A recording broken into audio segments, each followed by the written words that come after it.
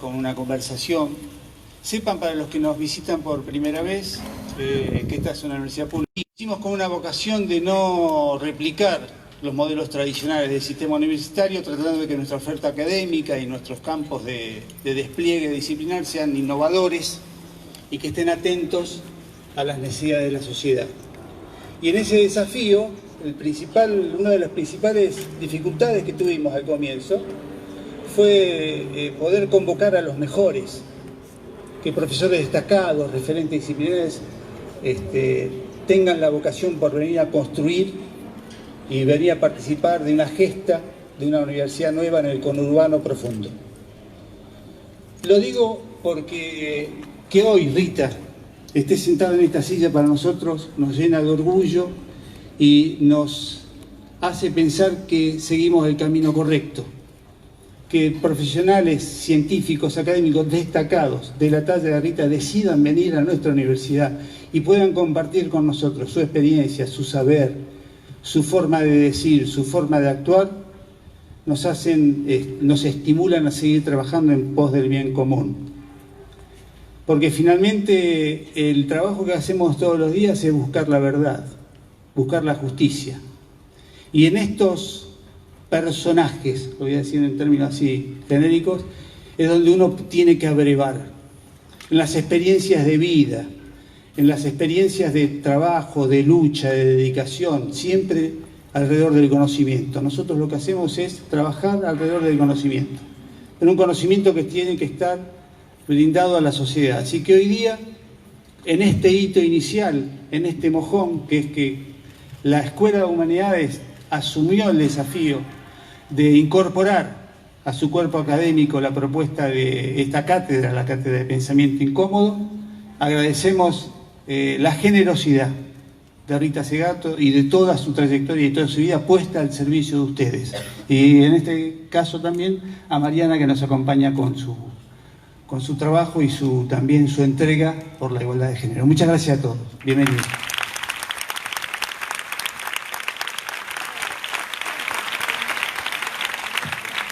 Bueno, buenas tardes. Esta cátedra de pensamiento incómodo sigue siendo una cátedra, entonces cumpliremos con el rito académico de la presentación de estas dos invitadas que nos honran. Mariana Carvajal es licenciada en periodismo y escribe en Página 12, conduce el programa Punto de Género del canal de Diputados TV y es columnista en el programa La Inmensa Minoría de Radio Con Voz. Es referente en temas de género y autora de los libros Yo te creo hermana, Maltratadas, Violencia de género en las relaciones de pareja y El aborto en debate, aportes para una discusión pendiente, entre otros. Es fundadora e integrante de PAR, Periodistas Argentina en Red, por una comunidad no sexista e impulsora del movimiento Ni Una Menos. Es docente en Flaxo y en la maestría de periodismo de la Universidad de Itela, Diario de la Nación. Rita Segato es doctora en Antropología Social de la Queen's University of Belfast, Irlanda del Norte, Reino Unido de Gran Bretaña, profesora emérita de la Universidad de Brasilia, donde fue docente del Departamento de Antropología desde 1985 a 2010 y de los programas de posgrado en Bioética y Derechos Humanos desde el 2011 hasta el 2017. Es investigadora de nivel máximo del Consejo Nacional de Investigaciones Científicas de Brasil. Sus investigaciones se han dedicado a las cuestiones de género en los pueblos indígenas y comunidades latinoamericanas, a la violencia de género y a las relaciones entre género, racismo y colonialidad.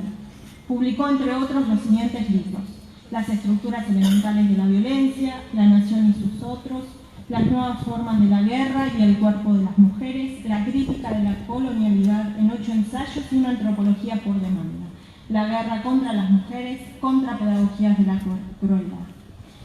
En el 2018 recibió el Premio Latinoamericano Caribeño de Ciencias Sociales Claxo 50 años. También en el 2018 el Museo Reina Sofía de Madrid fundó la cátedra Aníbal Quijano y la designó titular de la misma. En el 2019 la Universidad Nacional de San Martín, UNSAM Argentina, creó la cátedra de Pensamiento Incómodo Rita Segato.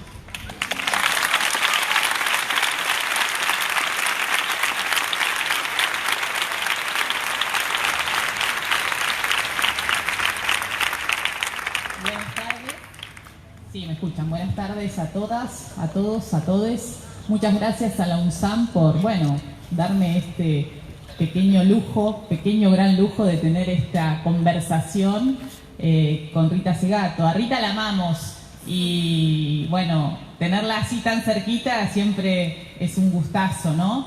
Y como la vinieron a escuchar a ella más que a mí, yo simplemente voy a ser como de intermediaria para que ella pueda expresar su pensamiento, que siempre, nos provoca, nos incomoda y nos hace pensar sobre todo. Así que por eso le agradecemos tanto sus palabras. Y para empezar, ¿vos querías leer los lineamientos? Pensé en eso, ya que es la presentación de una cátedra nueva, ¿no? Cuyo nombre no se lo di yo, o sea, estaba en una conversación con varias personas y me llega la solicitud del título de la cátedra, ¿no? Entonces digo, ¿qué título? Entonces un periodista llamado Reinaldo Siete Cases dijo, Cátedra de Pensamiento Incómodo. Bueno, y quedó, porque es un pensamiento que, según me voy dando cuenta, piensa como fuera del eje, por el margen, ¿no? De los lugares comunes, ¿no? Siempre me asustan un poco las repeticiones en todo el movimiento social, no solo de las mujeres, pero a veces se encuentra un cliché, se encuentra una consigna, que es una consigna interesante, fuerte, y luego se le empieza a repetir, y de alguna manera eso para la historia, ¿no? Detiene la historia, ¿no?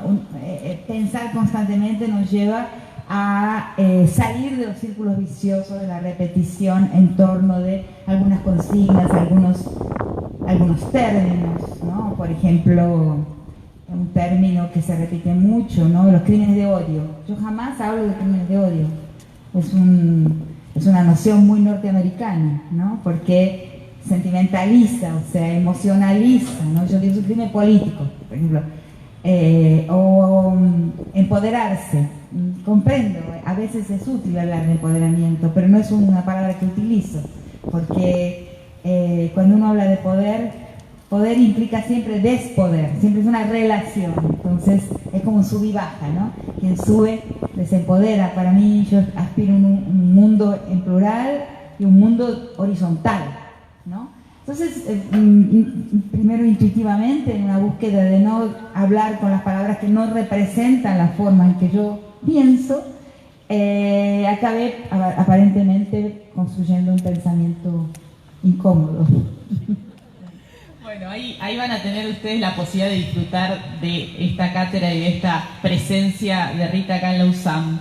Y una de las cosas que pensaba cuando, de qué íbamos a hablar, cuáles son los debates que hoy son incómodos, tal vez, dentro del feminismo actual. Y uno de ellos irrumpió en este último tiempo, para mí todavía sorpresivamente, y es esto del biologicismo, ¿no? ¿Quiénes están en condiciones de encarnar el feminismo, incluso de poder marchar el próximo viernes, ¿no? En el paro internacional de mujeres, lesbianas, travestis y trans? Y Rita, vos, ¿qué pensás? ¿Cómo te agarró esta discusión que de pronto apareció en la escena local de los feminismos? Claro.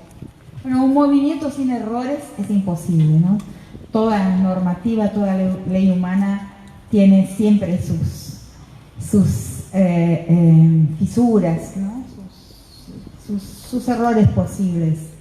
Pero a mí me sorprendió mucho por una razón. Si hay un paso importantísimo en el camino de la teoría feminista, y la teoría feminista es altamente sofisticada en las grandes bibliotecas del mundo, materiales, físicas y virtuales, los estantes de pensamiento feminista superan en magnitud, en cantidad de volúmenes, en cantidad de páginas, a los estantes de las bibliotecas, a los estantes disciplinares, antropología, sociología, historia. Tiene mucho menos pensamiento construido las disciplinas hoy que el feminismo, que es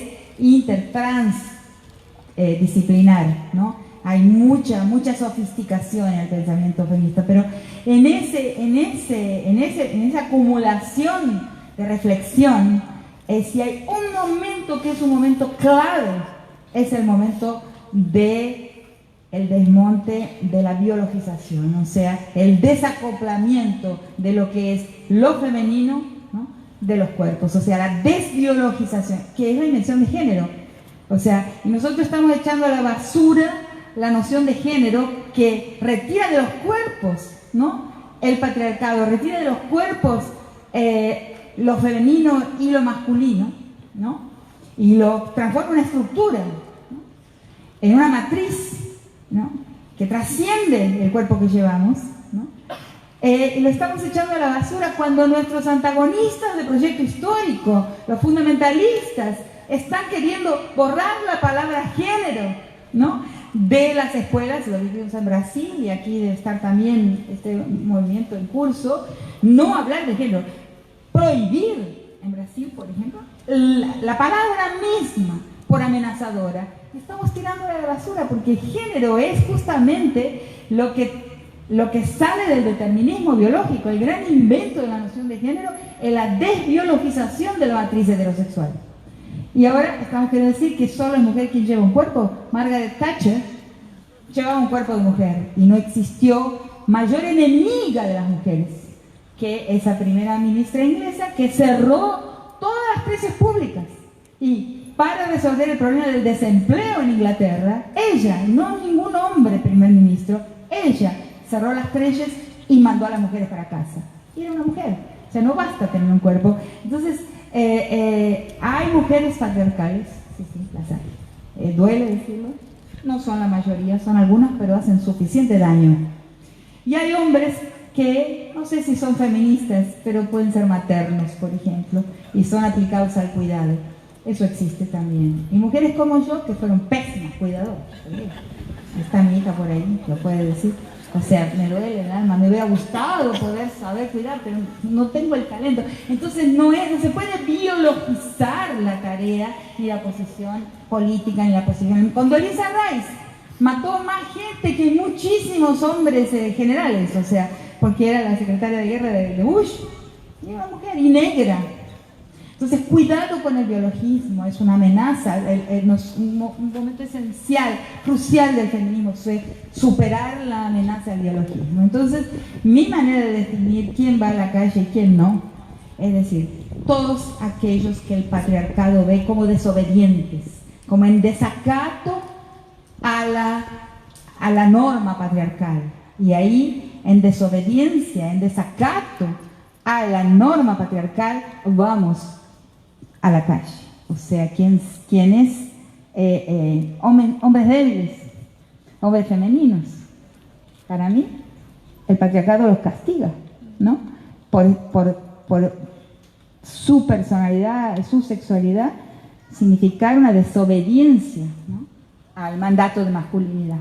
Entonces, para mí ese es un problema falso, inventado, creado, no sé de dónde salió, pero realmente no me representa. Muy bien, ahí teníamos definiciones claras frente a este debate que se nos metió, ¿no? A mí me sorprendió mucho el momento en que aparece, en el cual hay un movimiento feminista tan efervescente, pareciera que vienen con este tipo de discusión a separarnos, ¿no? Sí, sin olvidar algo que también hay varias páginas escritas sobre eso. Por ejemplo, yo orienté una tesis hace algún tiempo ya de una gran militante lesbiana de Brasil llamada Irina Bacci. Pueden buscar su nombre, es una gran activista del movimiento de mujeres lesbianas, que es una crítica a la misoginia gay, o sea, la misoginia dentro del movimiento gay. Eso es real también, entonces eso existe también, pero porque la misoginia se mete en todas partes, ¿no? Es hegemónica, en el sentido muy estricto de la noción de hegemonía, ¿no? El ojo patriarcal, el ojo misógino, es hegemónico, y como tal, el movimiento gay, en algunos casos ella hace todo un relato, porque ella es participante y activista del movimiento de lesbianas en Brasil desde hace mucho tiempo, en su tesis de maestría lo hace, y va a describir los momentos en que el movimiento gay, el movimiento de los hombres gays, traicionan al movimiento de las mujeres lesbianas. Eso también es real, pero eso no nos debe llevar a un fanatismo de los cuerpos, ¿no? Sino que nos debe llevar a entender, ¿no?, lo que pasa dentro de todos los movimientos, las traiciones que son propias y constantes en la historia dentro de los movimientos políticos. O sea, pero no por eso no vamos a tirar a la basura el bebé con la pelela, ¿no? Yo creo que el bebé es la desbiologización de la matriz patriarcal, ¿cierto? Y no lo podemos... Esa es una frase que acá no la entendemos, vos me la dijiste una vez, que es una frase muy portugués. típica, un dicho portugués, quizás habría que explicarlo un poco. Claro, cuando uno tira el pipí del bebé en la pelela, ¿no? Lo tira, a veces tira el bebé junto. Entonces, cuidado para no hacer eso. Otro de los temas de discusión fuerte tiene que ver con, bueno, ¿qué pasa a partir de los movimientos como el Ni Una Menos, el Me Too, que tuvo acá también repercusiones, mirá cómo nos ponemos, y las denuncias cada vez con mayor visibilidad, denuncias de abuso, de acoso, en distintos ámbitos, incluso en los ámbitos universitarios, en los ámbitos laborales, las denuncias públicas, ¿no? ¿Qué se hace frente a esas denuncias públicas que muchas veces derivan en los escraches? ¿Y cómo se para el movimiento feminista frente a esa tensión entre exigir justicia frente a tantos años de invisibilidad, de no ser escuchadas, de que nuestra palabra no tuviera valor en la justicia, en nuestras propias casas, en nuestras propias relaciones? Y bueno, y este debate del punitivismo, ¿no? De que no somos punitivistas desde el feminismo. ¿Cómo encontrar ese equilibrio? Y este es un tema muy interesante con el cual venimos reflexionando con Rita. Sí, son problemas difíciles, pero que son problemas que naturalmente surgen con el gran tránsito, ¿no? Con la profundidad histórica que nuestro movimiento tiene, ¿no? No se podrían evitar complejidades. Las complejidades son justamente directamente proporcionales a todo lo que hemos caminado y al lugar donde hemos llegado, ¿no?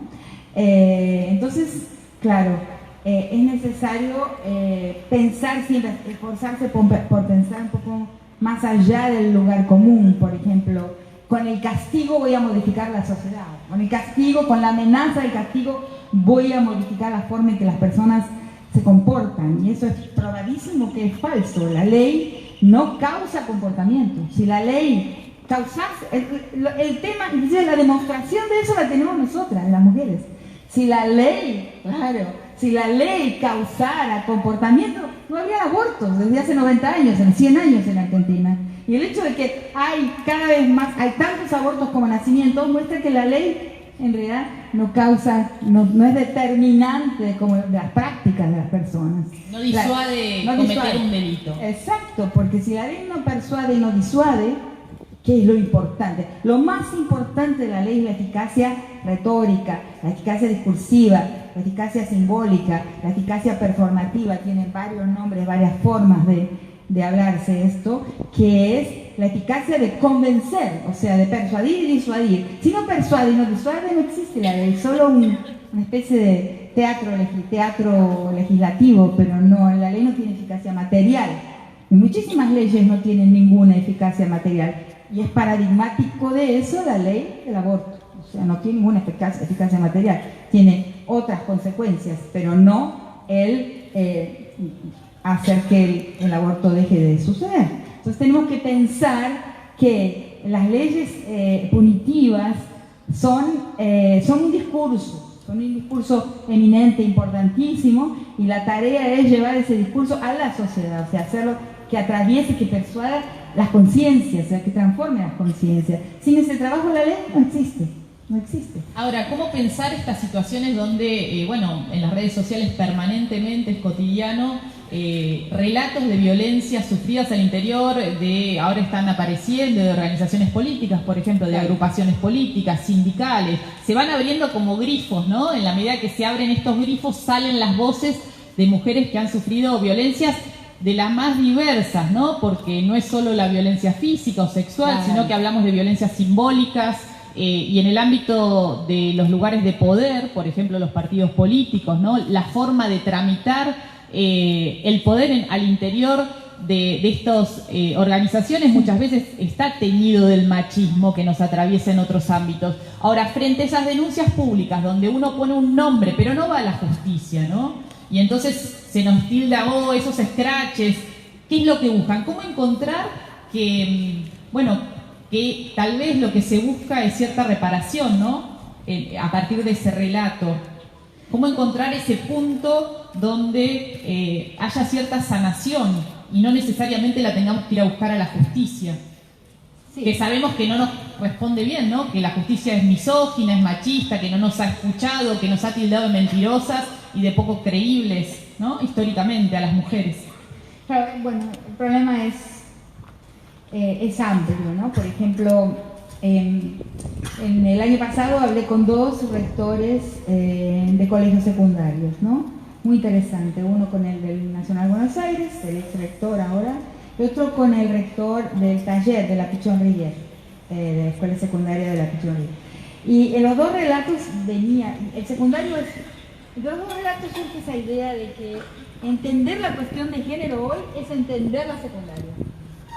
En sus diversos niveles sociales, en las diferentes regiones del país, pero en la secundaria uno ve lo que yo llamo hoy la catástrofe de género. O sea,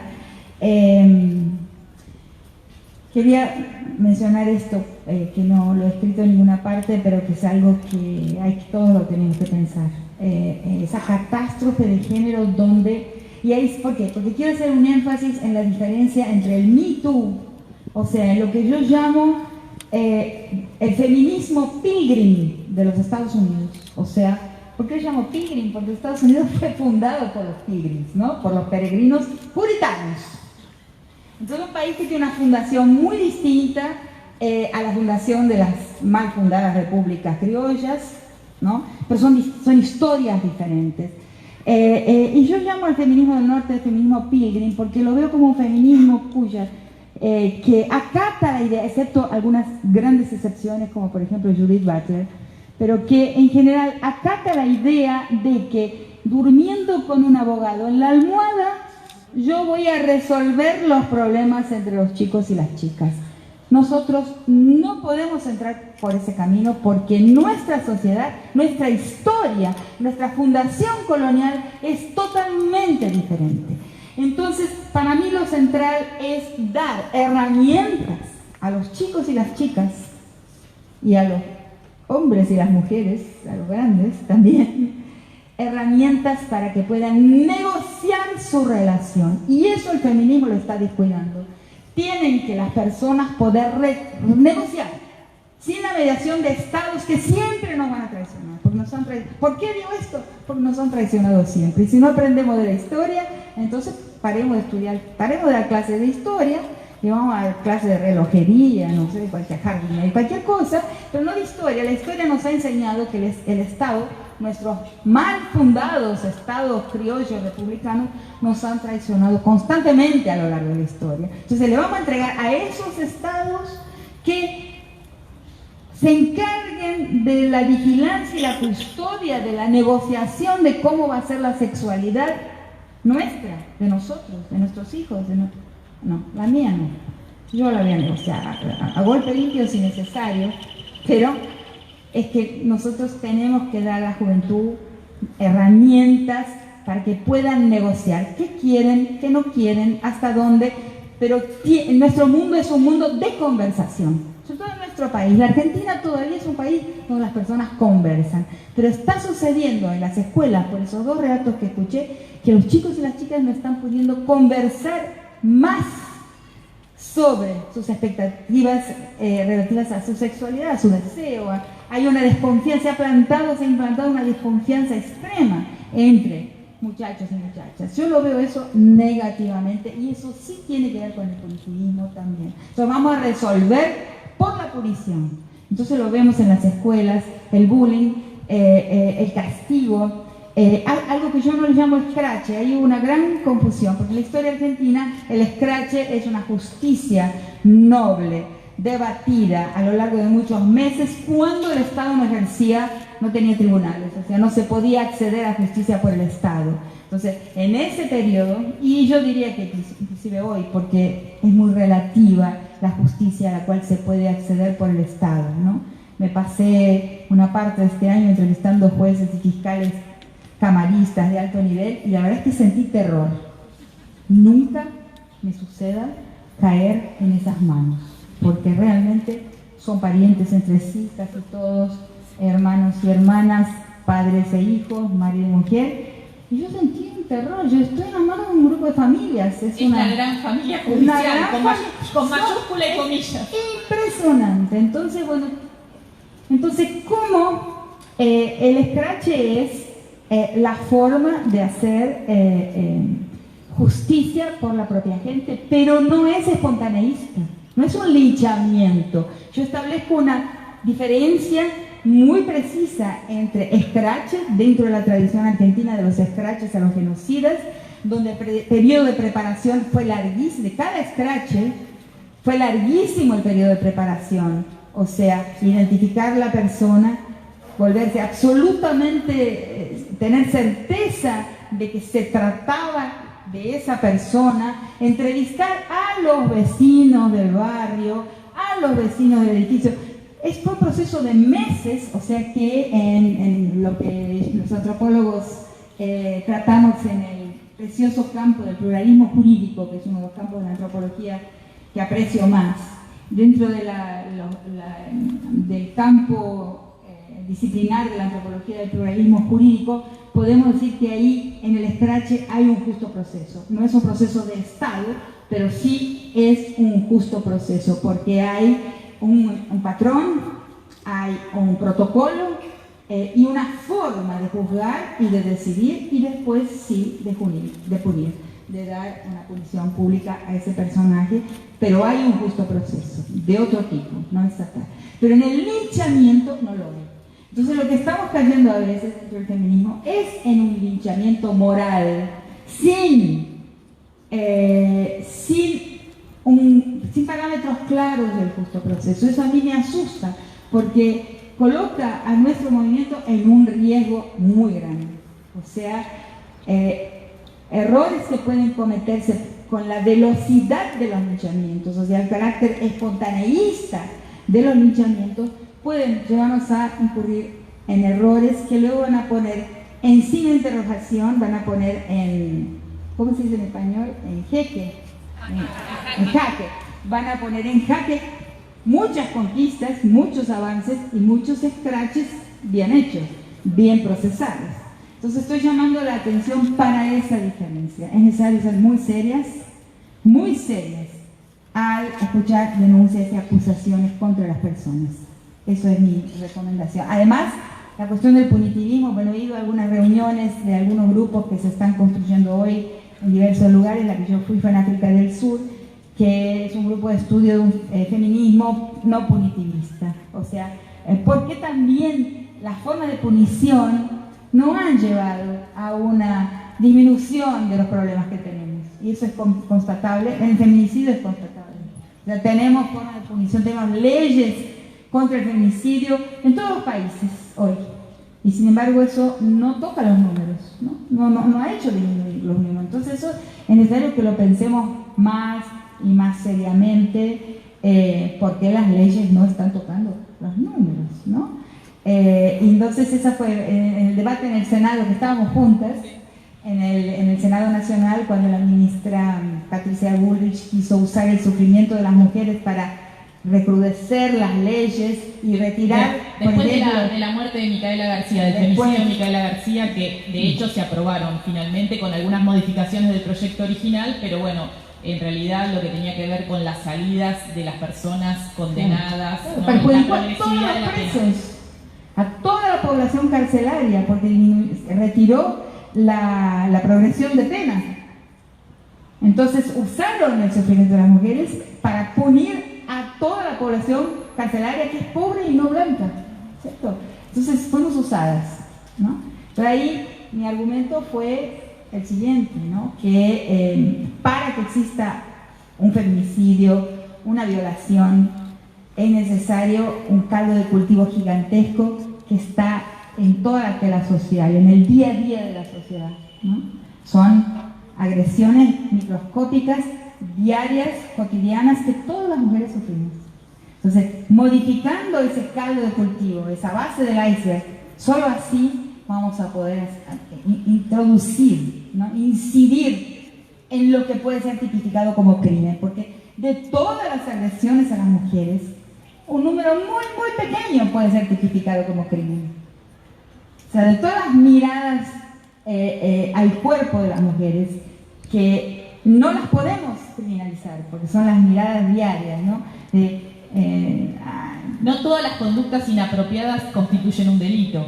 No podría nunca, no podría. Entonces, haciendo que esas conductas, y eso sí está sucediendo, haciendo que, lo que llamo desmontando el mandato de masculinidad, que obliga, por ejemplo, que cuando 3 hombres están juntos, hagan no sé si por aquí, en este público tan selecto, pero en muchos lugares de nuestro país, es cuando 3, 4 hombres o 2 están juntos, se ven obligados a hacer algún comentario sobre un pedazo de cuerpo de mujer que pasa por adelante, pero sin modificar eso, sin que los hombres mismos se den cuenta que están obligados a algo que quién sabe no les gusta, no les interesa. Es una obligación para poder mostrarse hombres. Eso es en todas partes, lo veo, ¿no? En esta Argentina que recorro, esa Argentina criolla de Tucumán, Salta y Jujuy, que conozco mejor sus personajes, el chiste, la mirada ultrajante, la mirada rapiñadora al cuerpo de la mujer, la mirada que usa una mujer que está por ahí, que está presente para construir un vínculo entre hombres, y para que un hombre un poco más debilitado en su masculinidad pueda probar su masculinidad ante otro hombre que lo mira con cara de alfa, por ejemplo. Todo eso, la modificación de eso que es capilar en el tejido social, el derrumbe de eso es lo único que será capaz de tocar allá arriba en lo que sí puede ser tipificado como un crimen de género. Vos decías que la doctrina del garantismo jurídico no ha comprendido que las garantías en el caso de la violencia de género operan en sentido contrario. Claro, eso fue parte del argumento frente a cuando juzgamos al juez Rossi en Paraná. El juez Rossi fue un juez que soltó a Wagner, que fue el feminicida. Wagner estaba preso por violación. Y bueno, iba a salir próximamente, ¿no? Pero era muy simbólico, muy ejemplar el juicio del juez Rossi, porque él, a pesar de tener 29 recomendaciones del equipo psicosocial de la cárcel, él los suelta. O sea, yo creo que ni los leyó. Bueno, no sé si los leyó o no, pero los desconsideró totalmente. Y después descubrimos que había desconsiderado casi 70 decenas de recomendaciones del equipo psicosocial con relación a otros muchos casos. O sea, un juez que, como muchos jueces, Dios en el cielo, juez en la tierra. El todopoderoso, ¿no? El juez, alguien que desea ser juez, realmente hay un problema ahí, ¿no? Pero bueno. Pero entonces, en el juicio del juez Rossi, uno de los argumentos centrales es la mala interpretación del garantismo, que es una doctrina noble, ¿no? Cuando se habla de raza y clase. Porque realmente, ¿para qué es el garantismo? El garantismo, en realidad, si lo miramos con aproximación, es una doctrina jurídica que tiene por detrás la noción de acción afirmativa, un precepto de acción afirmativa. O sea, si no existiría, si las garantías fueran igual para todos, o sea, para los pobres y los negros en nuestra sociedad, porque no se habla de raza, pero la raza existe, basta ver la composición de una cárcel para ver que la raza realmente existe. Entonces, el garantismo existe como doctrina porque hay vulnerables. Y si uno mira a la población carcelaria, esos vulnerables son, como dije, pobres y no blancos. Pero entonces una cantidad de jueces, Rossi es paradigmático y el otro López, ¿no? Se llamaba también, aplican el garantismo a agresores, o sea, delincuentes, a criminales que han practicado crímenes de género. Solo que el garantismo ahí tiene que ser aplicado al contrario, porque el vulnerable no es el agresor, como los crímenes contra la propiedad, ¿no? Donde generalmente quien es El agresor es el ladrón, a veces están inclusive los asesinos, que son juzgados y encarcelados, son vulnerables dentro de la sociedad por esta razón de clase y raza, como acabo de decir. Pero en el crimen de género, el poderoso es el agresor y la vulnerable es la víctima. Por lo tanto, en el crimen de género tiene que haber una inversión del garantismo y la garantía tiene que ir para la víctima y no para el agresor. Se llama mala interpretación, una interpretación ciega y estrecha por parte de la justicia, de los operadores del derecho, de los operadores de la justicia, que la aplican siempre con relación a la protección del procesado, cuando en el caso de los crímenes de género es la víctima, la acusación, ¿no? El lado acusador que está del lado de la vulnerabilidad, ¿no? En los últimos días nos conmovimos mucho con la historia de Lucía, esta niña de 11 años que había sido violada por la pareja de su abuelo y cursaba un embarazo forzado en Tucumán y pedía una interrupción legal de embarazo que el sistema provincial de salud en Tucumán se encargó de dilatar y postergar. Finalmente le hicieron una cesárea una semana atrás, ¿no? ¿Cómo analizás estos casos que hoy los vemos con mayor claridad, ¿no? Porque no son nuevos? Cada año en la Argentina alrededor de 2.700 niñas de 14 años o menos dan a luz, y uno, bueno, se presume que la mayoría de esos embarazos han sido producto de abuso sexual, coacción sexual, que las niñas no los han buscado. Que se dé esa carnicería en esos cuerpos infantiles con una trama institucional antiderechos como quedó expuesta en Tucumán, ¿no? Donde hay una fiscal que interviene arbitrariamente para frenar el aborto, amedrentando a los médicos, un sistema de salud desde la ministra, el secretario de salud, la directora del hospital, el personal del hospital que se declara objetor de conciencia y en el momento de la cirugía, de la intervención, dicen, no, nosotros no hacemos nada, ¿no? Digo, es como de una crueldad extrema, pero visible, ¿no? Hoy la vemos, parece que una exhibición de crueldad, ¿no? Una exhibición, un espectáculo de crueldad. ¿Cómo pensás esto que veníamos hablando de lo que pasa en Brasil, de estos fundamentalismos que se meten en nuestra vida cotidiana, en este caso en el de una niña? Claro, no, pero primero quería referirme a estas provincias del noroeste donde han sucedido estos casos, que fue sobre todo Tucumán y Jujuy, ¿no? Y ahí voy a citar a una querida amiga que es profesora de comunicación en Salta, que es Alejandra Sebrelli, que publicó en estos días. Ella se especializa mucho en el tema del chineo. ¿Saben qué es el chineo? La cito a ella porque en el campo de la comunicación es una especialista en ese tema del chineo, que es una práctica muy común justamente en esas provincias que tan vehementemente sus élites se dice en español, ¿no? Sus élites se pronuncian contra el aborto. Y sin embargo llevan a sus hijos a tener su iniciación sexual con las indígenas, con las wichí, ¿no? Con las cuom. O sea, es muy común en las provincias del noroeste que los padres, ¿no? Criollos, ese criollaje asqueroso, que son los del Provida, las mismas personas, ¿no? Del grupo de Provida,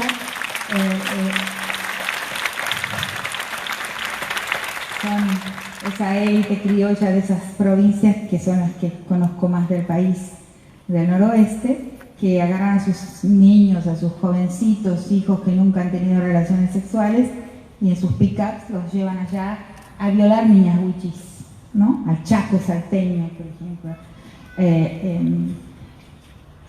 Entonces, sobre el chineo, ni una palabra en la ley, ni aparece. O sea, cuando se habla de la violación por 8 muchachos de una niña wichí que era epiléptica, que fue un tema reciente, la palabra chineo no aparece, pero es una costumbre. Lo que era antes el derecho de pernada en algún momento, también, ¿no? Existe allá en el norte ese derecho de pernada, o sea, el dueño de la hacienda tiene derecho a la primera noche de la muchacha, ¿no? de la joven pobre indígena, ¿no? de su región, de su propiedad, ¿no? Entonces esas costumbres están vigentes, pero la ley no le interesa eso, no parece ser un crimen.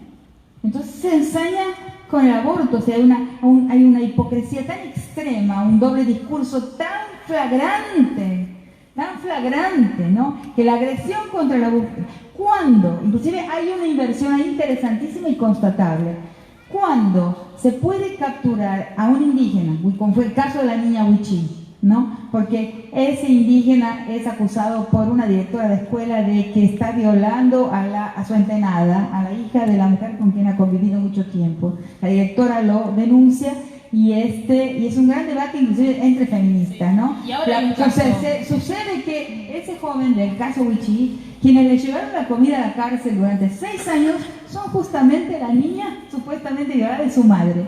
Cuando hay un caso de violación entre indígenas, o lo que el Estado o la escuela, que es un brazo del Estado, entiende como que hubo una agresión o un acceso sexual indebido, ahí inmediatamente el Estado actúa. Cuando el blanco va al chineo, o sea,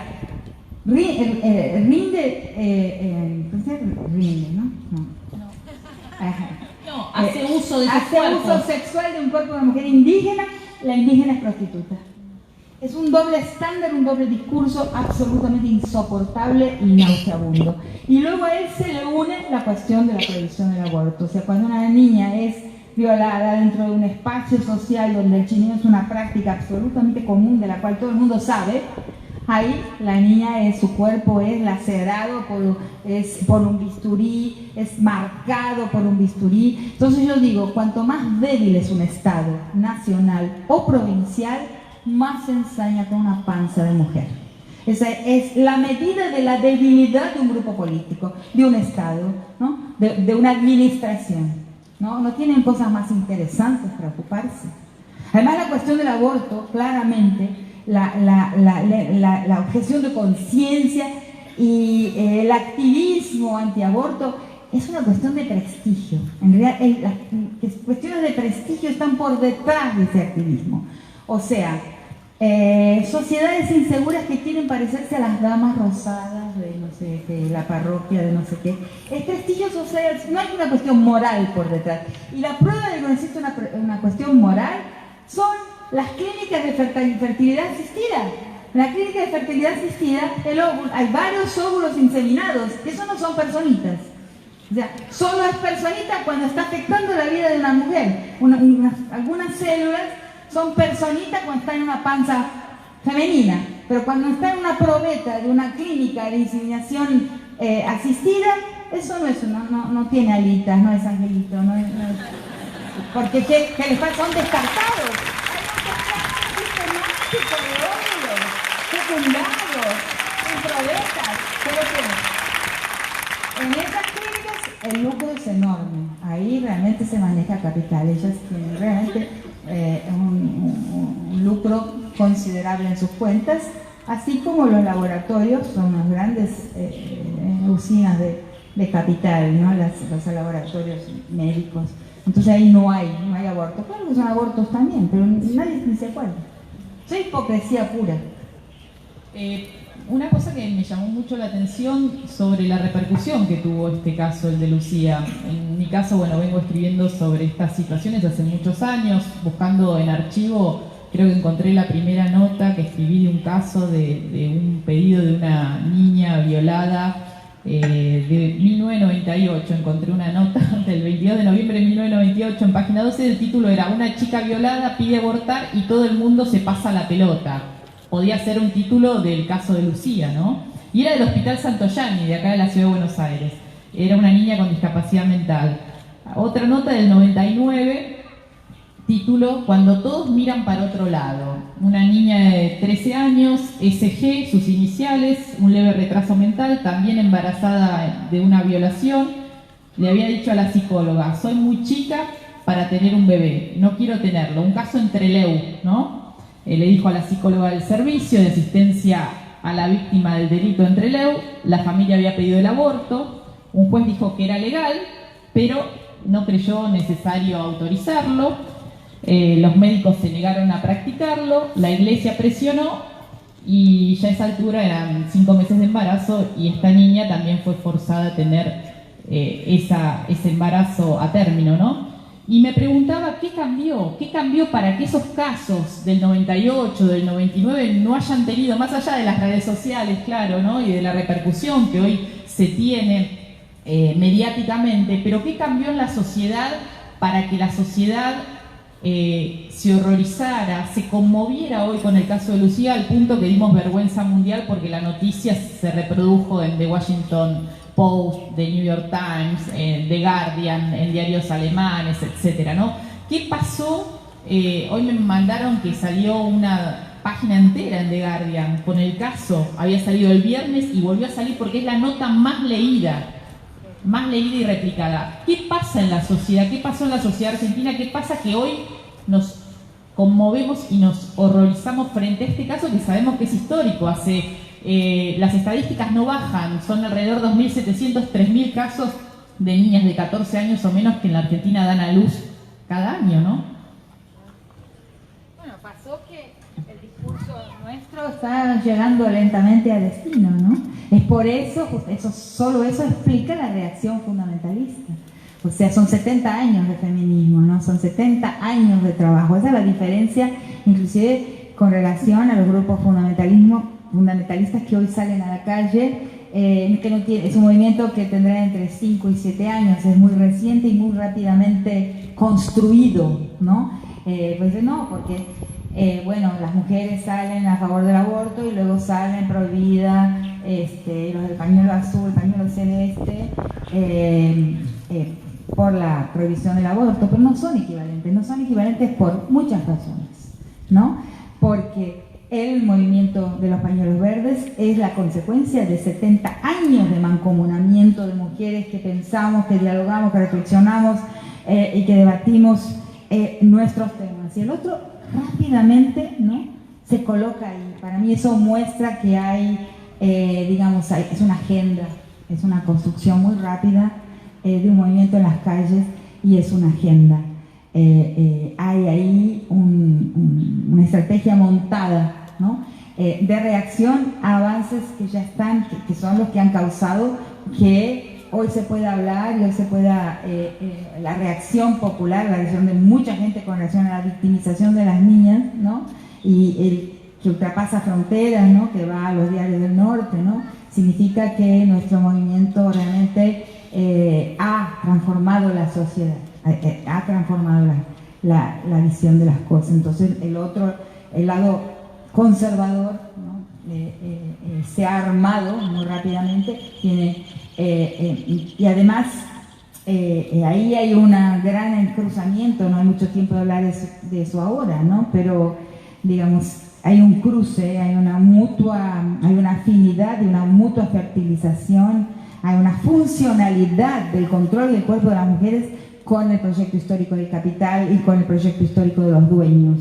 Si el patriarcado cae, toda la sociedad se transforma, o sea, todas las formas de adueñamiento, de rapiña y de apropiación y de desigualdad caen por tierra. O sea, el patriarcado es la base, el cimiento de la pirámide, o sea, de todas las otras formas de opresión y de dominación. Por eso de repente hay un rearmamiento de los poderes, y son los poderes económicos, ¿no?, expresados por los grandes medios, por los medios masivos de información, que se están rearmando para evitar eso. Eso nos muestra que hemos amenazado, ¿no?, uno de los cimientos, un núcleo del edificio de todos los poderes. Entonces, esa reacción virulenta que estamos sufriendo es la medida de lo que hemos alcanzado con el movimiento, ¿no? Nos da la magnitud del peligro que significamos. Entonces, vamos adelante porque estamos llegando a destino. Nuestros adversarios nos están mostrando eso.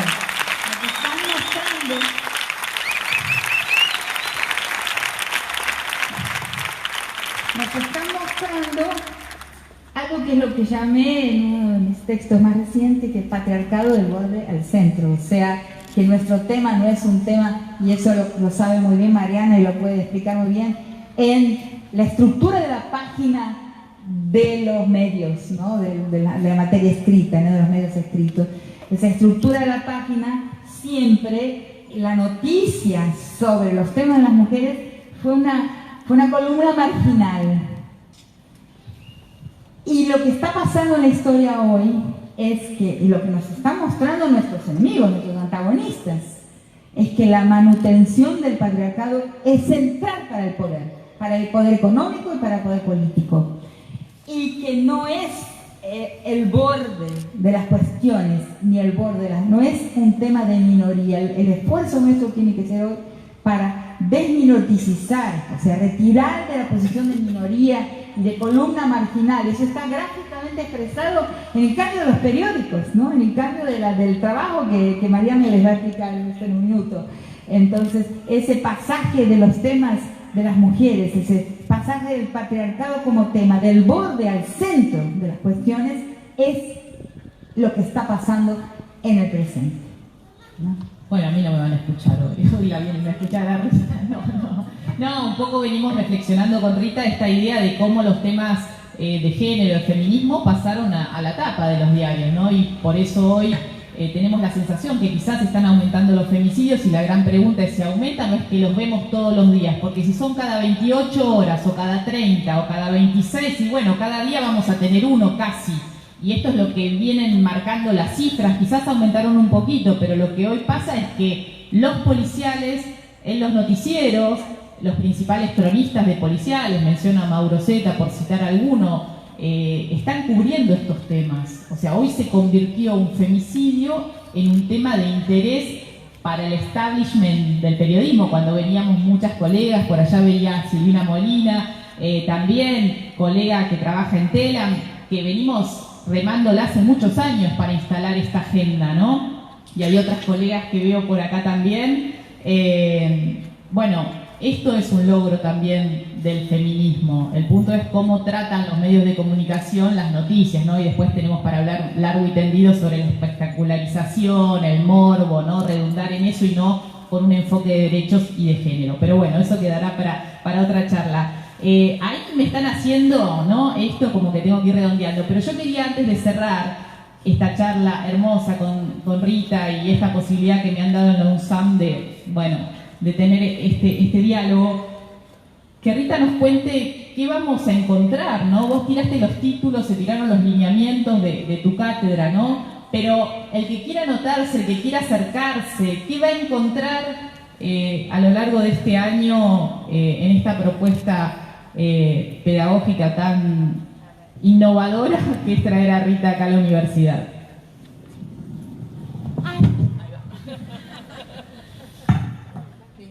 No, agarrarlo para hablar porque no te van a escuchar.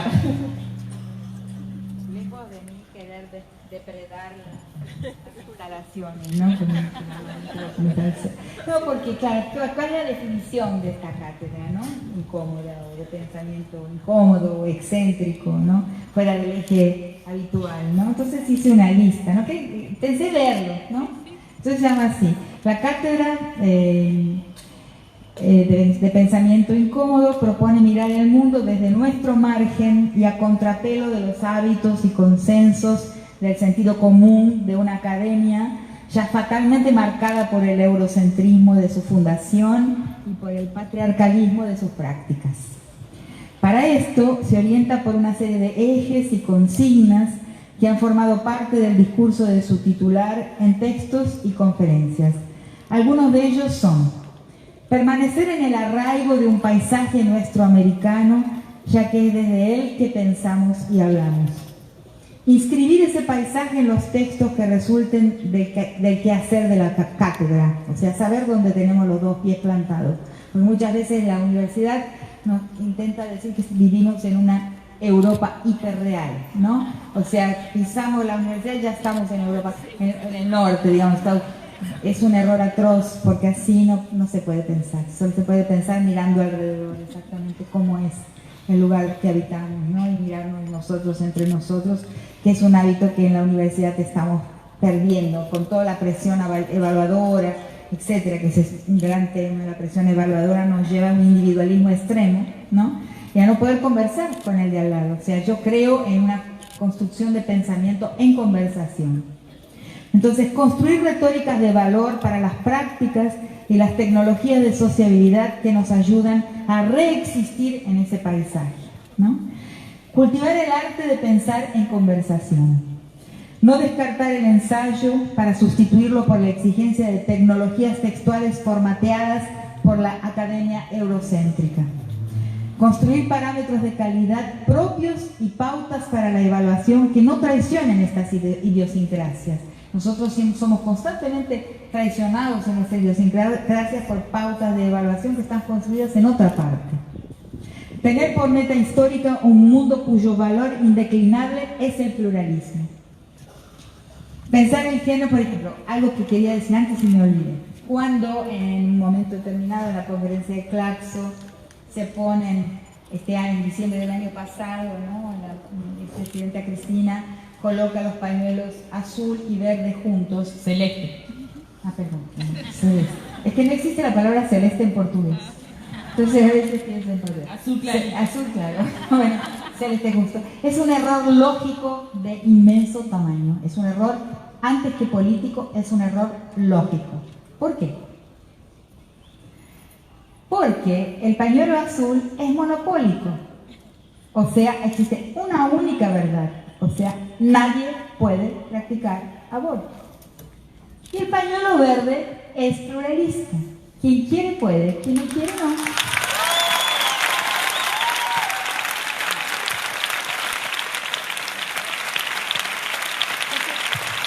Lo que está ahí colocado como antagónico es el monopolio de la verdad contra el pluralismo de las posiciones. Eso es lo que está por detrás, la estructura lógica que está por detrás de esa comparación. O sea, la meta de una sociedad plural, en plural, radicalmente pluralista, sin hegemonías, es mi meta, más inclusive, con más fuerza que el propio feminismo. Porque el feminismo tiene que concebirse como una pluralidad de mujeres, una pluralidad de sexualidades. La misma división, por ejemplo, entre una sexualidad homosexual y una sexualidad heterosexual es un error brutal, porque hay infinidad de heterosexualidades y infinidad de homosexualidades. Nosotros, porque somos entrenados a pensar binariamente, lo cual es un error que nos atrapa. Entonces, el mundo en plural sale de esa captura, ¿no? Bien. Entonces, pensar el género y la raza como categorías centrales en un mundo opresivo. Pensar la violencia de raíz conquistal y colonial y sus secuelas e impactos en el presente. O sea, muchos de los dolores, muchas de las opresiones, muchas de las violencias que en nuestro mundo latinoamericano, o nuestro americano mejor, sufrimos, es por la constante presentificación de la pauta, que ya no le llamo ni de colonialidad, le llamo de conquistualidad. La conquista es un proceso que nunca se encerró, que nunca acabó. En algunos territorios del país podemos ver claramente, y de América Latina en general, podemos ver la conquista en curso todavía. Entonces, o sea, que la rapiña territorial, ¿no? La toma de tierras, ¿no? La expulsión de la gente del lugar que habita, eso es conquista, una conquista en curso. Es mentira que terminó. Entonces, no identificar las temáticas del movimiento social, que es un problema que yo veo mucho en el movimiento de mujeres que identifican los temas, no, sino que entender los temas entrañados en un nicho de relaciones políticas, económicas, raciales y de género, ¿no? Que no es solamente la interseccionalidad, es más que la interseccionalidad. Ver, por ejemplo, cómo en el problema de la violencia contra las mujeres, el tema de la dueñidad, que es un tema plenamente económico, se manifiesta, ¿no? Identificar las estrategias con las que los dueños de la vida y de la muerte intentan agendar nuestro futuro.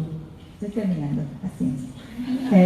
Contribuir para entender y desarmar el nudo que prolonga la prehistoria patriarcal de la humanidad. En mi libro Las estructuras elementales de la violencia, yo digo que todavía estamos atravesando una única página de la historia, que es la prehistoria patriarcal de la humanidad, que nunca se ha encerrado, que estamos, quizás posiblemente la furia del fundamentalismo nos está mostrando que estamos por dar la vuelta a esa página de la historia que es la prehistoria patriarcal de la humanidad.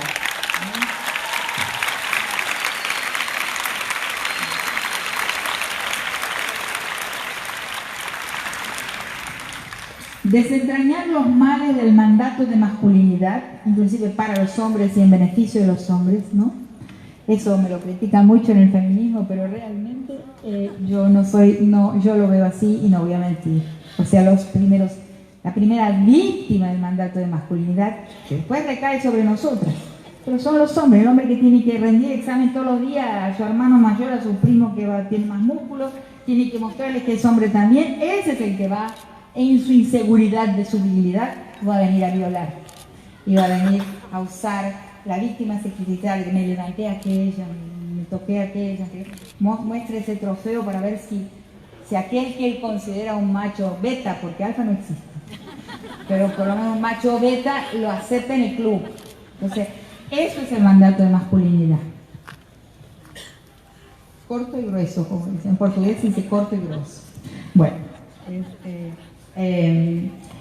pensar la justicia como uno de los déficits centrales de la colonial modernidad. Yo creo que el déficit central de nuestro mundo es la justicia.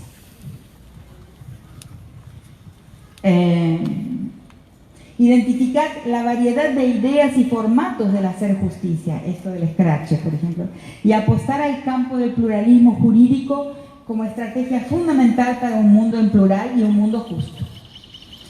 Desarrollar y complejizar la oposición entre el proyecto histórico de las cosas y el proyecto histórico de los vínculos, que es algo que he venido hablando mucho últimamente. Entonces, para cultivar estos ejes y estas posturas, vamos a tratar de armar seminarios, conversaciones públicas como esta. Una de las cosas que no está muy bien, que es lindo cuando hay preguntas del público. El próximo lo vamos a armar con un conversatorio abierto, ¿no? Y espacios de capacitación, talleres, conversatorios temáticos, ¿no? Focalizados en temas precisos, ¿no? Bueno, esta es la idea central de la cátedra, y estoy muy agradecida a la UNSAM porque en esta cátedra de alguna manera yo retorno al país, ¿no? Es la forma, es el momento en que de nuevo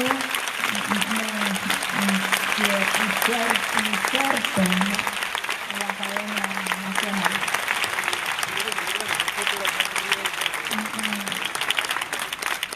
Muy agradecida. Y ahí les cuento una cosita, ¿no?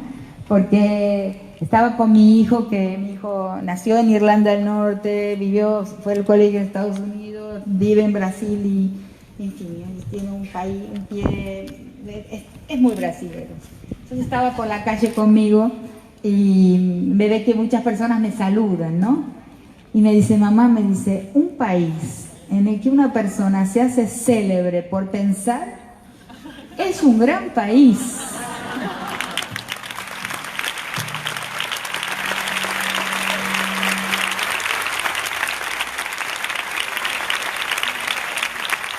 Yo les voy a contar una incidencia de Rita. Rita por estos pastos, podríamos decir, cuando era niña, venía a remontar barriletes. Efectivamente, porque era del barrio y reconoció con tus primos. Ahí está. Le agradecemos a Rita por este momento, por esta tarde tan agradable y que seguramente ustedes hayan disfrutado, reflexionado, vi mucho ahí escribiendo, tuiteando. Esa es la idea, ¿no? El pensamiento incómodo, la reflexión, la posibilidad de llevarnos algo. Y sabiendo que, según nos dice Rita, vamos por el buen camino. Así que a seguir. Y el viernes, por supuesto, nos encontramos de nuevo en las calles, ¿no? Nosotras paramos.